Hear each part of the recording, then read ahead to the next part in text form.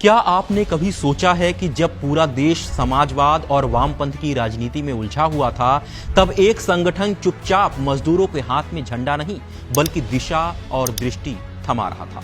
क्या आपको पता है कि भारत का सबसे बड़ा मजदूर संगठन भारतीय मजदूर संघ सिर्फ मजदूरों के हक की बात नहीं करता बल्कि राष्ट्र निर्माण की नींव भी रखता है। और अब 23 जुलाई 2025 को यह संगठन पूरे 70 साल का हो रहा है। नमस्कार, मैं हूं मनीष चौहान और आप देख रहे हैं पांचजन। इस वीडियो में हम बात करेंगे उस संगठन की जिसने केवल नारे नहीं दिए बल्कि नीति, नेतृत्व और नैतिकता के जरिए भारतीय श्रमिक आंदोलन को आत्मा दी। इसमें हम यह भी जानेंगे कि इस संघ की स्थापना की मूल भावना क्या थी, कैसे इसने राष्ट्र सर्वोपरि, श्रमिक सदा प्रथम को केवल नारा नहीं नीति बनाया और आने वाले समय में इस संगठन के सामने कौन सी बड़ी चुनौतियां हैं। तो आइए शुरू करते हैं भारतीय मजदूर संघ की वह प्रेरक यात्रा जो संघर्ष से समाधान तक और विरोध से विकास तक जारी है। दरअसल भारतीय मजदूर संघ की स्थापना 23 जुलाई 1955 में हुई थी। इसका उद्देश्य था विदेशी विचारधाराओं से आजादी, क्योंकि स्वतंत्रता के बाद भारत में श्रमिक संगठनों पर समाजवाद और मार्क्सवाद का गहरा असर था। अधिकतर संगठन राजनीतिक दलों से जुड़े हुए थे और उनका मुख्य एजेंडा था श्रमिक बनाम पूंजीपति संघर्ष। लेकिन मजदूर संघ के संस्थापक दत्तोपंत ठेंगड़ी जी ने एक अलग सोच रखी। उनका मानना था कि भारत के श्रमिकों को सशक्त बनाने के लिए यूरोपीय संघर्ष की नकल नहीं बल्कि देशज विचारधारा जरूरी है।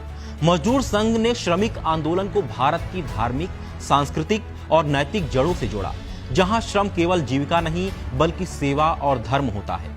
इस संगठन की नीति भी राष्ट्र पहले, श्रमिक सदा है। अब आइए आपको बताते हैं कि भारतीय मजदूर संघ के सिद्धांत क्या हैं। मजदूर संघ औद्योगिक विकास का समर्थन करता है लेकिन श्रमिक अधिकारों की कीमत पर नहीं। यह संघ हर आर्थिक सुधार का मूल्यांकन भी करता है कि क्या यह देश और श्रमिक दोनों के हित में है।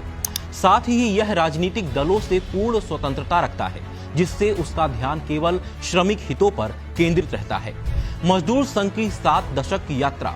भारतीय मजदूर संघ की यात्रा की बात करें तो 1955 में एक छोटे संगठन के रूप में शुरू हुआ भारतीय मजदूर संघ आज भारत का सबसे बड़ा श्रमिक संगठन है, जिसकी सदस्य संख्या 10 करोड़ से अधिक है। और इसका विस्तार केवल नारेबाजी या हड़तालों से नहीं हुआ बल्कि मजदूर संघ ने नीति, संगठन और संवाद के जरिए यह विश्वास अर्जित किया है।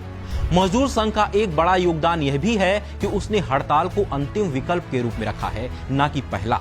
यह संगठन का संघर्ष मॉडल है। पहले संवाद, फिर लिखित ज्ञापन, फिर जागरूकता अभियान, फिर शांतिपूर्ण प्रदर्शन और बाद में जरूरत हो तो अंतिम चरण में हड़ताल। इस रणनीति के कारण मजदूर संघ ने न केवल श्रमिकों का बल्कि सरकार और नियोक्ताओं का भी सम्मान प्राप्त किया है। अब आइए आपको बताते हैं कि मजदूर संघ की श्रम संहिता में भूमिका क्या है। हाल ही के वर्षों में जब केंद्र सरकार ने नया लेबर कोड लागू किया तो मजदूर संघ ने उसका अंध विरोध नहीं किया। उसने बारीकी से हर प्रस्ताव का अध्ययन किया और जहां जरूरत थी उस पर सुझाव दिए, दबाव बनाया और बदलाव करवाए। मजदूर संघ ने यह दिखाया कि आप अपनी बात मजबूती से रखकर विकास के साथ चल सकते हैं। वहीं अगर मजदूर संघ की नई सोच की बात करें तो वह संगठन संपत्ति की जबरदस्ती वितरण की बजाय न्याय संगत वितरण की बात करता है। इसका अर्थ है श्रमिकों को उत्पादन में उनके योगदान के अनुसार हिस्सा मिले। मजदूरी महंगाई और उत्पादकता से जुड़ी हो। स्वास्थ्य, आवास, पेंशन जैसी बुनियादी सुविधाएं हर श्रमिक को मिले। सहकारी संस्थाओं और श्रमिक स्वामित्व को बढ़ावा मिले। मजदूर संघ की आगामी चुनौतियां। इधर इस संगठन के सामने आने वाले समय में कई नई चुनौतियां भी हैं, जैसे गिग वर्कर्स की असुरक्षा, ऑटोमेशन और एआई के कारण पारंपरिक नौकरियों का खतरा, जलवायु परिवर्तन के चलते विस्थापन, असंगठित क्षेत्रों में सामाजिक सुरक्षा का अभाव। हालांकि मजदूर संघ इनसे भाग नहीं रहा बल्कि संगठन की कुछ मांगे हैं, जैसे श्रमिकों के लिए पुनः प्रशिक्षण की व्यवस्था हो, साथ ही डिजिटल प्लेटफॉर्म पर श्रमिकों की निगरानी और अधिकार बढ़े, ग्रामीण व लघु उद्योगों को समर्थन मिले और हर श्रमिक के लिए यूनिवर्सल सोशल सिक्योरिटी हो।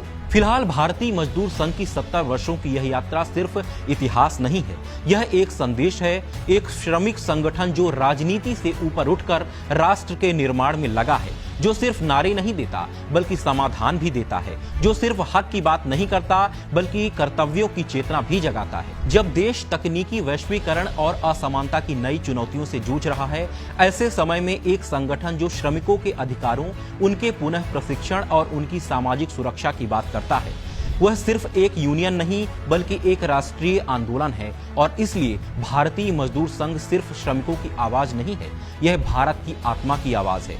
एक ऐसी आवाज जो कहती है, राष्ट्र सर्वोपरि, श्रमिक सदा प्रथम, श्रमिक एक हों, विश्व बचे। फिलहाल भारतीय मजदूर संघ के बारे में आपकी राय क्या है, हमें कमेंट करके जरूर बताएं और देखते रहें 5G जन। नमस्कार।